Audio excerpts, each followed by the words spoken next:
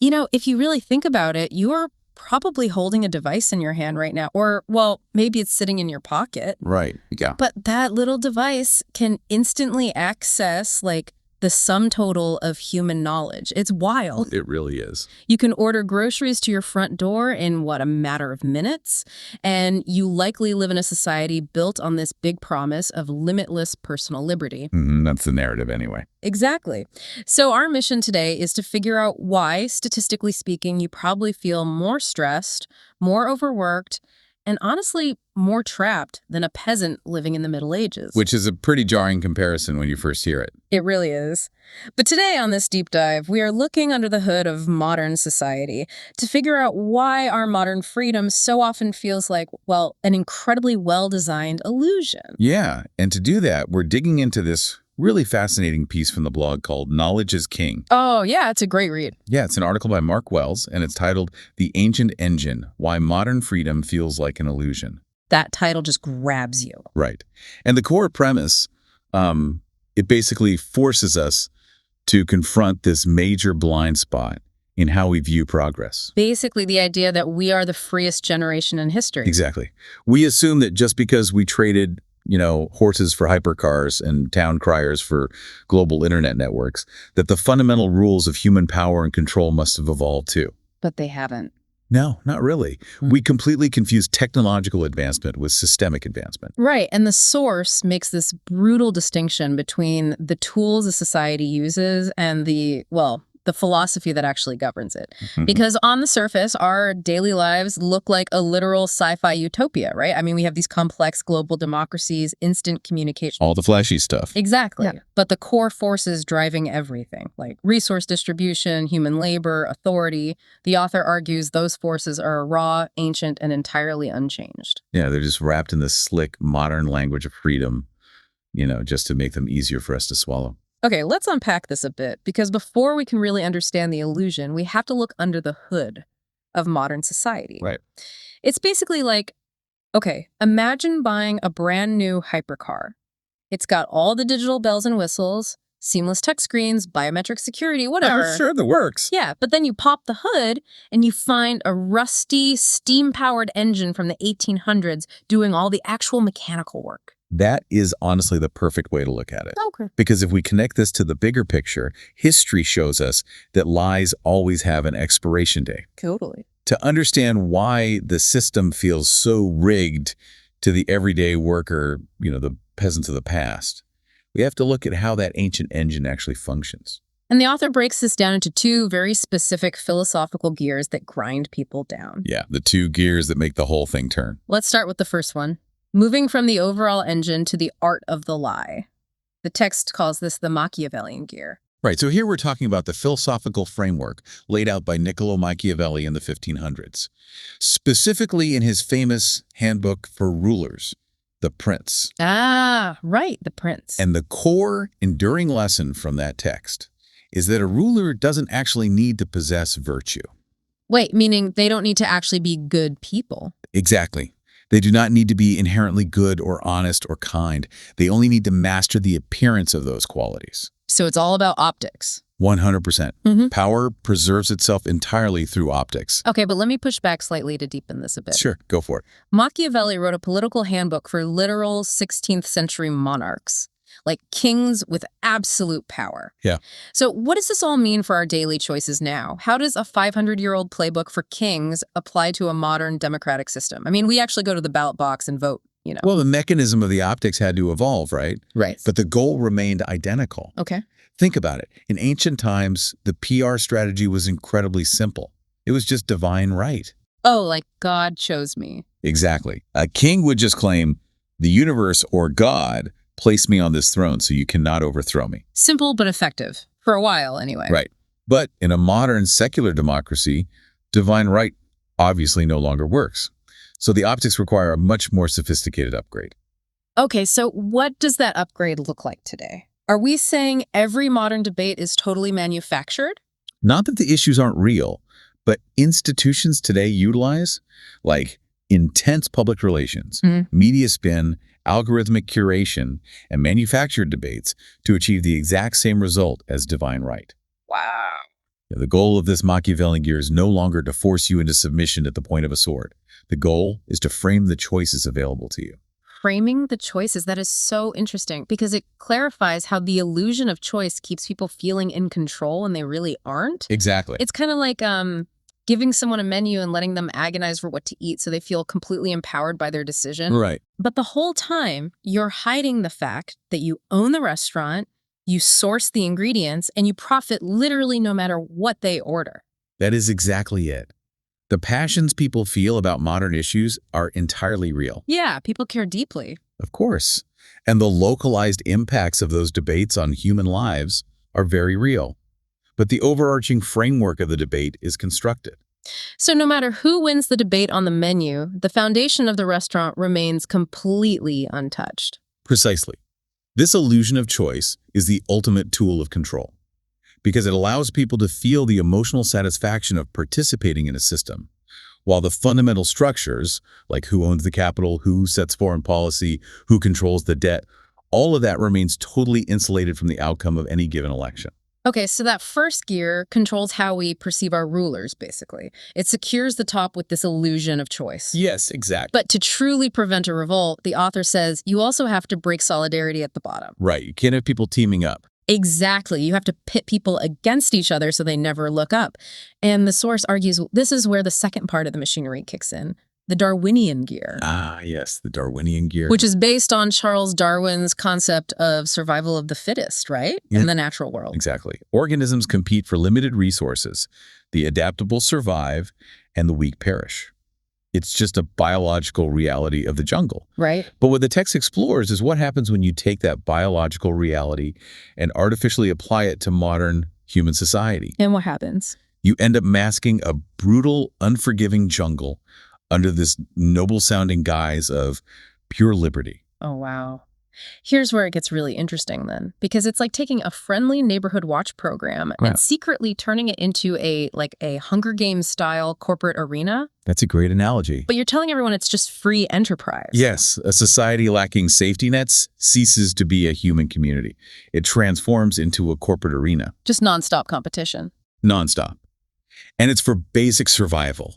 Let's look at how this manifests right now in, say, the modern gig economy. Okay, yeah. You have a worker driving their own car, paying for their own gas, absorbing all the depreciation and risk on their vehicle. While some algorithm dictates their minute-by-minute wages based on demand. Right. But the corporate framing tells this worker that they are a small business owner enjoying the ultimate freedom of being their own boss. When in reality, all the structural risk has just been completely offloaded onto them. Like if they get sick and can't drive, they just don't eat. Exactly. And the system tells them that failure is localized entirely to them. Yeah, it's always their fault. Right. The messaging is you didn't get sick because you are overworked in a stressful environment. You got sick because you didn't buy the right premium health supplement. That is so true. Or like, you aren't poor because wages have stagnated against inflation for decades. You're poor because you didn't hustle hard enough on your side gig. That intense localization of blame is just incredibly effective. It keeps everyone exhausted. Totally. The Machiavellian gear keeps you from questioning the rulers by giving you a fake menu, and the Darwinian gear keeps you locked in desperate competition with your peers for the scraps. So you're so intensely focused on surviving the arena, on proving your worth in this relentless economic jungle, That you physically do not have the time, the energy, or the solidarity to look up and examine the people operating the gears. Right. But this brings up a really natural question. If the engine is this brutal and the odds are this heavily stacked against the average person, why don't people rebel? It's the ultimate question. Because historically, when people are squeezed this hard, they revolt. But the author's answer to why we haven't is distraction. Yes, a massive modernization of an ancient strategy. Right, the old Roman strategy of bread and circuses. Exactly. The Roman Empire understood that as long as you keep the populace fed with cheap grain and sufficiently distracted by gladiators fighting in the Colosseum, they are not going to march on the Senate. Keep their stomachs full enough and their eyes glued to the spectacle. Right. The physical necessities are barely met, but the psychological need for drama is just completely overwhelmed. And the text points out that today's circuses are digital. Completely digital. The system operates by stripping away our identity as citizens with civic duties and replacing it entirely with an identity as consumers. We are just flooded 24/7 with short-term gratification, like endless on-demand entertainment, one-click shopping. The ability to summon a meal to our couch without ever speaking to a human being. Yes, but the source points out that the most potent digital gladiator match of all is what the author calls the outrage economy on social media. Oh, absolutely. And the outrage economy is not some accident of human nature. It is a meticulously engineered product. Wait, engineered how? Well, when you engage in a furious online argument, the algorithm hosting that argument is not trying to help you find the truth. Right, it doesn't care about the facts. Exactly, nor does it care about your political stance. The algorithm just recognizes a biological fact. Anger keeps human eyes glued to a screen significantly longer than joy or contentment. Because of the adrenaline. Yes, it actively feeds you opposing inflammatory viewpoints to spike your adrenaline and cortisol levels. It literally traps you in a state of perpetual fight or flight, ensuring you stick around long enough to view more advertisements. So the outrage itself is the product being monetized. Exactly. You are the product. Think about your own phone habits, honestly. Like, how often do you open an app just to check a message, and 20 minutes later you find your heart rate elevated because you're deeply emotionally invested in a vicious argument Between complete strangers. between complete strangers about a topic that doesn't actually impact your daily life at all? You feel drained by this outrage economy before you even have a chance to think about the bigger picture. And that exhaustion is the core feature of the distraction mechanism. It drains your battery before you step out the door. Exactly. By keeping our focus perpetually fixed on these immediate low-level desires and manufactured conflicts, the system actively drains the mental and emotional bandwidth required to ask bigger questions. Because you simply cannot contemplate systemic truth or structural fairness or the mechanics of this ancient engine. When your brain is constantly managing a manufactured digital state of emergency. It's cognitive overload by design. Keep the peasants fighting each other in the comment sections so they don't notice the architecture of the platform itself. Precisely. But the author introduces a really critical turning point here. If the entire system is dependent on this delicate balance of Machiavellian deceit, Darwinian stress, and digital distraction, can it actually sustain itself indefinitely? And the author argues, no, it cannot. Because of something called the information tax. Let's talk about that, because this seems huge. The information tax is arguably one of the most profound structural critiques in the source material. Yeah. Because history repeatedly demonstrates that deceit is a highly inefficient, terrible long-term strategy for maintaining power. Why is that? Well, maintaining a core unfairness requires a narrative to justify it. You have to tell a story about why the suffering is necessary. But reality eventually pushes back against that narrative. A waste. Like, if a corporation secretly dumps toxic waste into a town's water supply, they first have to lie and say the water is safe. Right. But when people start getting sick, that first lie isn't enough anymore. Now they have to pay corrupt scientists to publish fake studies. Then they have to hire PR firms to discredit the local doctors who are speaking out. Exactly. They have to bribe regulators to look the other way. The lie just keeps growing. And every single layer of deception requires exponentially more energy, more capital, and more propaganda to maintain than the layer before it. Oh, wow. That compounding cost is the information tax. Yeah. And when you apply that to an entire civilization's economic and social narrative, the cost becomes astronomical. Eventually, this architecture of lies just becomes way too top-heavy. Exactly. The resources required just to maintain the illusion begin to exceed the resources the system actually produces. Right. And the foundation collapses under its own weight. And you can kind of see that strain happening right now. The text highlights this massive, irreconcilable gap between our lived reality and the shiny media narrative. Oh, for sure. Every day people are struggling. You read the headlines and they say, you know, the stock market is hitting record highs. Technology is connecting us closer than ever. We're living in an era of unprecedented prosperity. Right.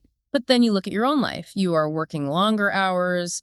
Groceries cost twice as much. Housing feels unattainable. And you feel more isolated from your neighbors than ever before. Exactly. The narrative completely contradicts the physical reality of just waking up in the morning. And what's fascinating here is that the author centers human intuition as the catalyst for systemic collapse. Intuition, not like academic theory. Right.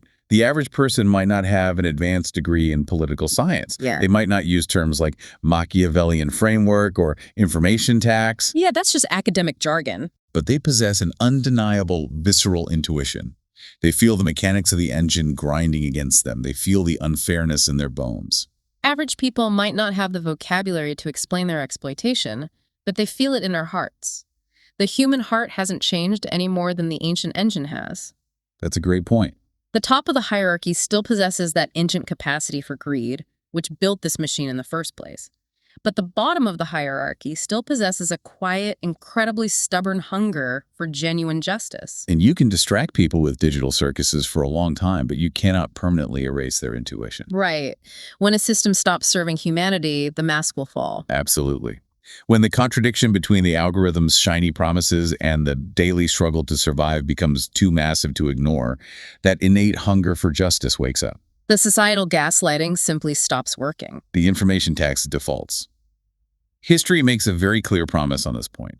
When a system entirely stops serving the humanity it governs and exists solely to perpetuate its own power, the mask eventually falls. So, to kind of summarize our deep dive today, the world around us looks incredibly advanced. It looks like the future we were promised. It definitely looks the part. But under the hood, it's driven by an ancient engine of Machiavellian optics and Darwinian competition.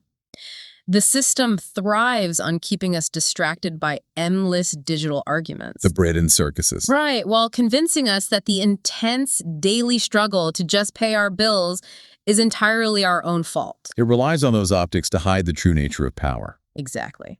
But ultimately, the information tax of maintaining these illusions becomes too high. Human intuition and that demand for something real and just eventually breaks through the noise. It really is a powerful framework that fundamentally shifts how you view your daily interactions. Completely. And, Mark Wells, the author of this piece, has actually written a few other articles on that site that build on these exact concepts. Well, really? Yeah, two titles that stand out are Feelies, How Your Emotions Became Their Remote Control, and The Hijacked Mind. Those are intense titles. Right. But they perfectly capture the challenge this leaves you with, because the entire engine relies on your unexamined reactions. So it's something to really mull over. Absolutely. The next time you find yourself getting furious at a viral debate on your feed or feeling a deep sense of inadequacy because you aren't winning in the hustle culture arena, ask yourself a question. What's the question? Is this outrage truly your own? Or is it just the ancient engine using your emotions as a remote control, keeping you distracted from looking at the real structure of the house? Wow. Are you driving the car, or is the 1800s steam engine driving you? That is a perfect final thought to leave on. Thank you so much for joining us on this deep dive. Thanks for having me. This is great. Understanding the mechanics of the engine is the only way we ever learn to actually take the wheel. So keep looking under the hood, keep questioning the world around you, and we will catch you on the next one.